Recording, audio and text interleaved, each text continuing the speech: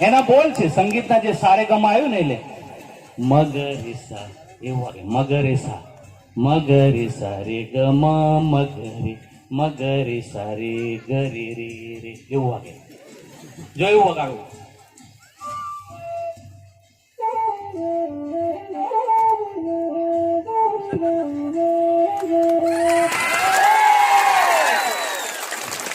પછી પગમ પગરે રે એવું ગાવે એ લોકો. હવે એ પણ એક વગાડી લઉં થોડું આવું વગાડી પેલી છોર્યું ગાવે આવ્યું હોય વિજય ઓમ દેખા પડેરો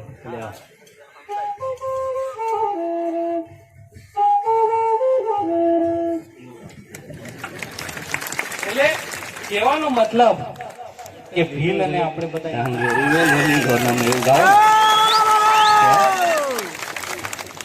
લીલું ગાવો કે નહીં તમે ગાવે ને અને આ ધોતી આપણી સફેદ શુદ્ધતા અને પવિત્રતા ચોખ્ખાઈનું પ્રતીક છે. આટલા સરસ રંગો આપણા પૂર્વજોએ પસંદ કર્યા છે તો આપણે શા માટે આ પોશાક પહેરતા આપણને શરમ આવવી જોઈએ? ના આવવી જોઈએ. અમારા જે ગુજરાત આમની પાસે જતા રહો પેલા લગ્નમાં છોરા છોરીનું લગ્ન હોય ને મોડે લઈ જવાનું થાય બરાબર તો તમે ગાવો છો ને ફલાણા ભાયાનો ભાઈ રે કઈ રસીએ રેસી મોડી જુવાર વાય હરે એવું ગાવ પેલા કે ગાવો કે તે કઈ નવું થોડું છે. હજારો વર્ષથી આ લોકો ગાય છે તો જોહાર બોલાતું હશે તો ગવાયું ને એમને એમ થોડું ગવાય કઈ બધું ઘરમાં જ પતાવવાનું. એટલે આ ઇતિહાસ આવી રીતે આપણો ધીમે ધીમે ગુપ્ત થઈ રહ્યો છે. ઇતિહાસ નાશ પામી રહ્યો છે. એને સમજવાની જરૂર છે આપણે લોકો. તો એ જોહાર હતું. અને દિવાળીની અંદર આપણે પેલું ગોદી કરીએ ગોદી પૂંજીએ બરાબર ગોદા આપણે દોડીએ જ્યાં સુધી ગોદીની આગળ આપણે જુવારીએ નહીં ત્યાં સુધી ગોદાથી નહીં આવે એ માતા અને બાળક સાથે જે નાળ જોડાયેલી હોય એને કાપવા માટે આનો ઉપયોગ થતો હતો. કેમ છરીને દાંતડાને એવું નહીં હતું તે વખતે આને જ કેમ હોદ્યું એટલે આની સાથે આપણો સંબંધ છે.